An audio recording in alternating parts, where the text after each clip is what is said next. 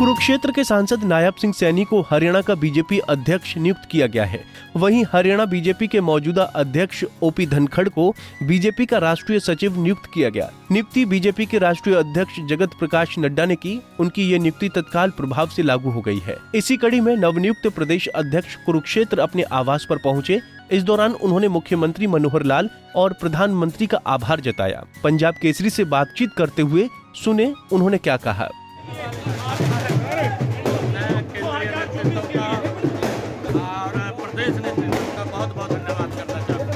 छोटे से कार्यकर्ता को एक बड़ी जिम्मेवारी दी है। मैं इसके लिए पार्टी के शीर्ष नेतृत्व का और प्रदेश नेतृत्व का मैं दिल से बहुत बहुत धन्यवाद करता हूं। जो पार्टी ने अपेक्षा की है उस अपेक्षा के ऊपर हम खरा उतरेंगे। पत्रकारों से बातचीत करते हुए उन्होंने कहा कि कांग्रेस लगातार सरकार पर हमले कर रही है। ऐसे में संगठन को कैसे मजबूत किया जाए और कार्यकर्ताओं को चुनाव के लिए कैसे तैयार किया जाए, संभवतः इन मुद्दों पर ही फोकस होगा। है कि कांग्रेस के पास जब मुद्दा नहीं है तो वो झूठ बोल करके लोगों को गुमराह करने का काम करती है।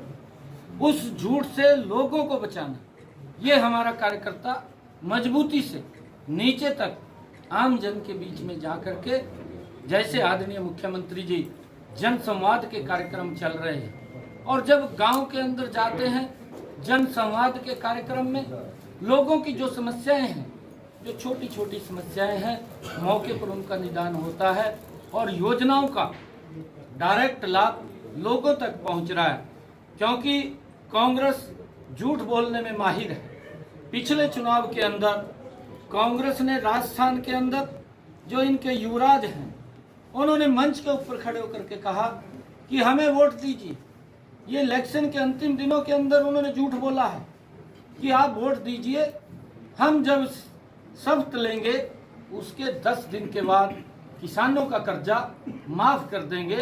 परंतु उसका परिणाम ये निकला कि इन 5 वर्षों के अंदर राजस्थान में जो कांग्रेस ने झूठ बोला था, 4,500 किसानों ने आत्महत्याएं राजस्थान के अंदर की है और 19,500 किसानों की जमीन राजस्थान के अंदर उड़ हो गई। इस झूठ से लोगों को बचाना। देखिए, कांग्रेस के समय के अंदर भी, क्योंकि ये स्वतंत्र एजेंसी है, हमने पहले भी इस बात की प्रेस के माध्यम से भी चर्चा की थी कि ईडी एक स्वतंत्र एजेंसी है, उसके ऊपर किसी का दबाव नहीं है।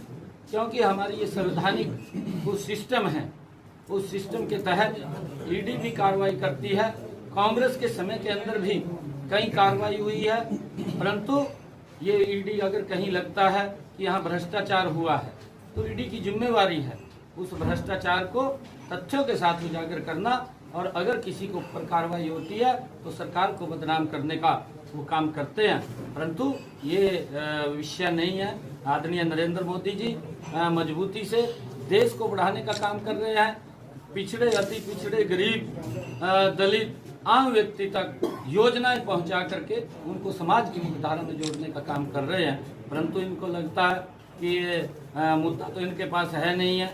ये इसी प्रकार से झूठ बोल करके ये आदरणीय प्रधानमंत्री जी को बदनाम करना चाहते हैं। परंतु कांग्रेस का सुपड़ा साफ हो रहा है राजस्थान के अंदर।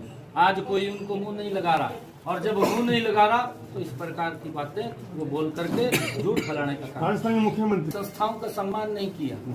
चाहे उनके युवराज हैं राहुल गांधी साहब, उन्होंने कहा कि लोकतंत्र नहीं है, परंतु अपने गिरेबान में जा करके नहीं देखते। जब उनके प्रधानमंत्री के, उनके मंत्रिमंडल के द्वारा बिल पास किया गया, उसकी तार तार करके लोकसभा के अंदर फेंक दिया गया, तब लोकतंत्र कहाँ था।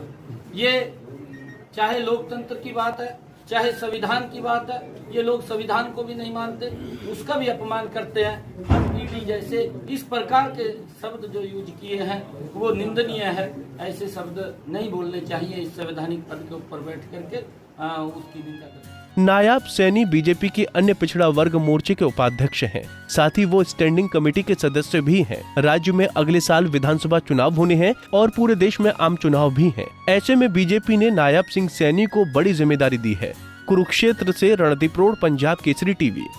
हमसे जुड़े रहने के लिए हमारे YouTube चैनल को सब्सक्राइब करें और नई वीडियो की नोटिफिकेशन के लिए बेल आइकॉन को दबाएं। अगर आप ये वीडियो Facebook पर देख रहे हैं तो लाइक जरूर करें और ज्यादा से ज्यादा शेयर करें। धन्यवाद।